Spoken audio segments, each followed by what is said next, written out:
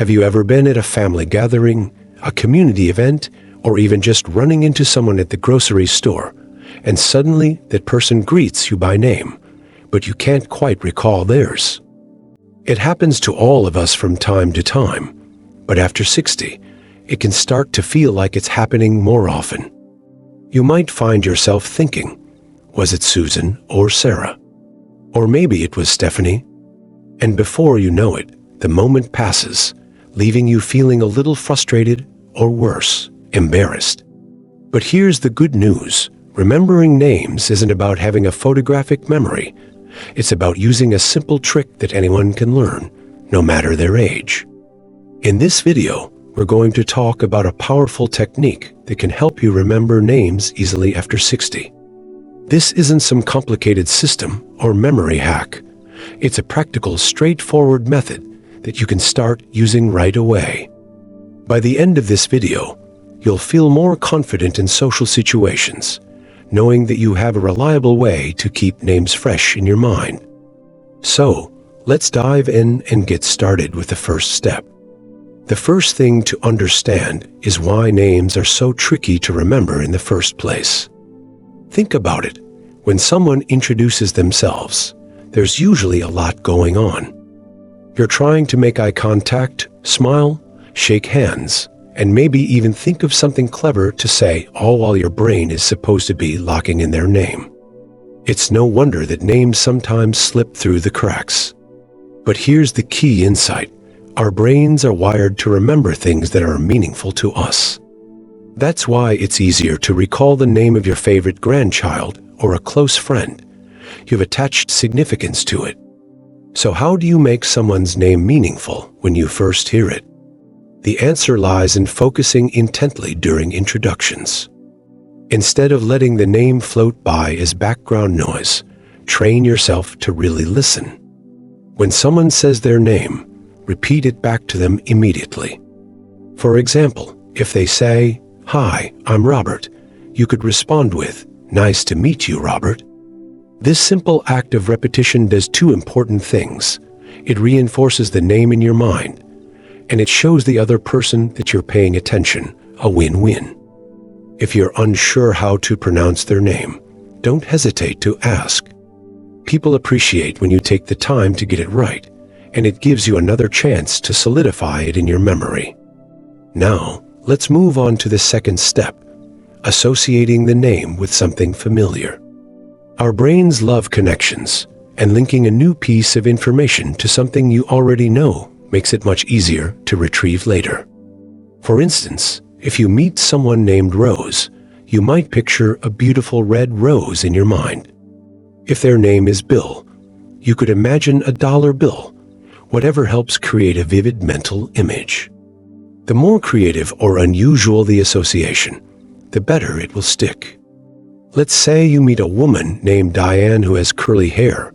You might imagine a diamond sparkling in her curls. These little mental tricks might sound silly, but they're incredibly effective for anchoring names in your memory.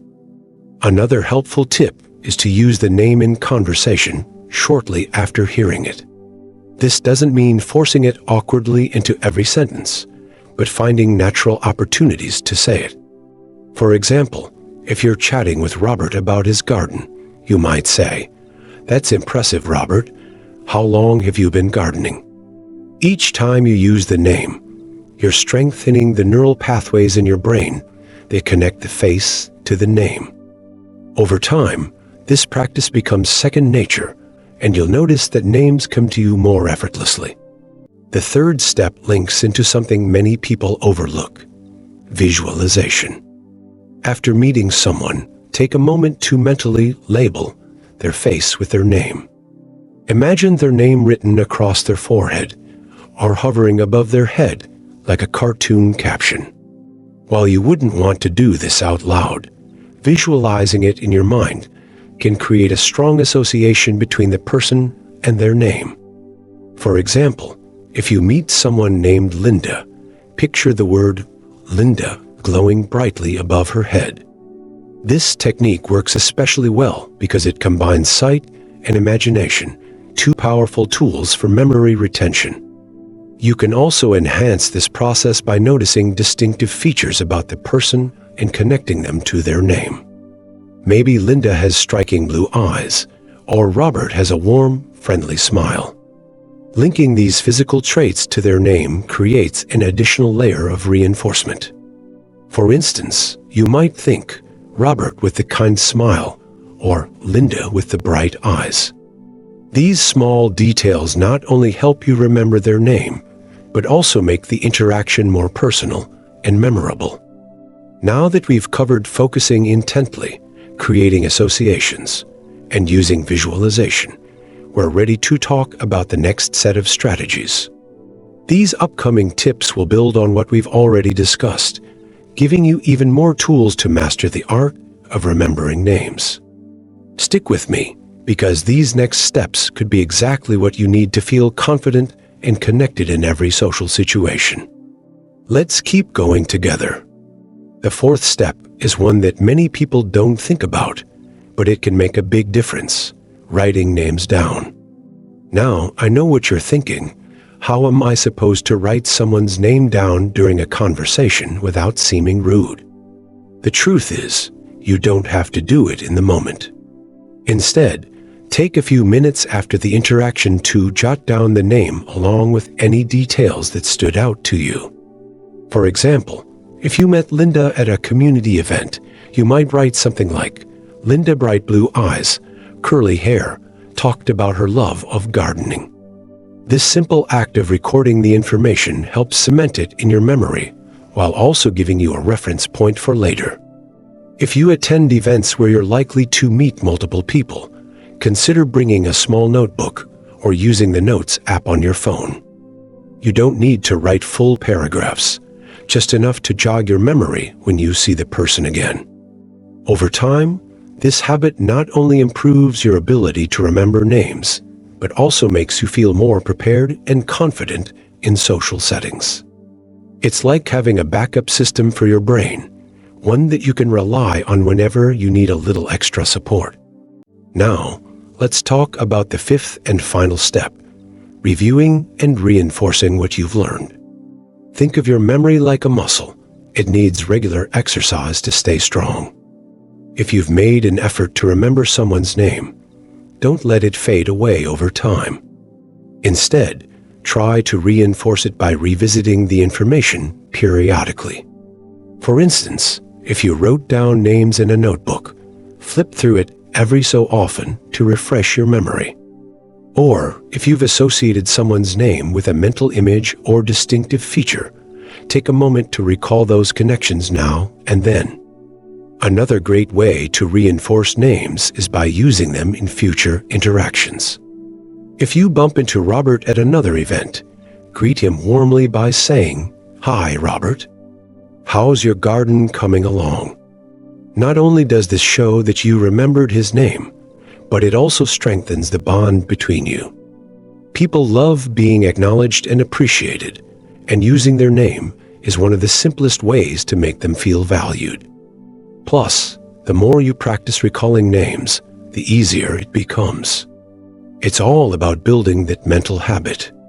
Now that we've covered all 5 steps, focusing intently during introductions, creating associations, visualizing names, writing them down, and reviewing what you've learned, you're probably starting to see how these strategies work together to create a powerful system for remembering names. Each step builds on the last, giving you multiple layers of reinforcement to rely on. And the best part? These techniques are easy to incorporate into your daily life, whether you're meeting new neighbors, reconnecting with old friends, or attending social gatherings. I know it might feel overwhelming to think about implementing all of these steps at once, but remember, you don't have to master everything overnight. Start with 1 or 2 that resonate most with you right now. Maybe you decide to focus on repeating names during introductions or practicing visualization. Over time, these small changes will add up, helping you feel more confident and connected in your interactions. Progress, not perfection, is what matters most. Before we wrap up, I'd love to hear from you. Which of these tips resonates with you the most?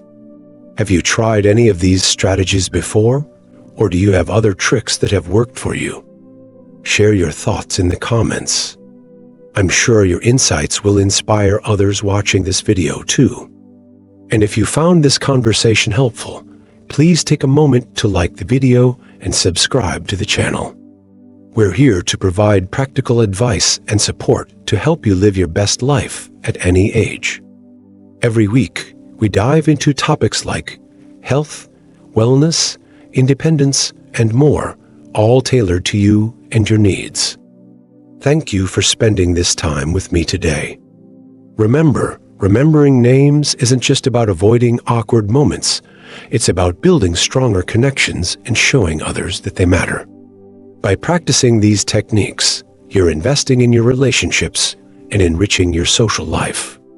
Here's to feeling confident, staying sharp, and embracing every opportunity to connect with the people around you. Until next time, take care and keep shining.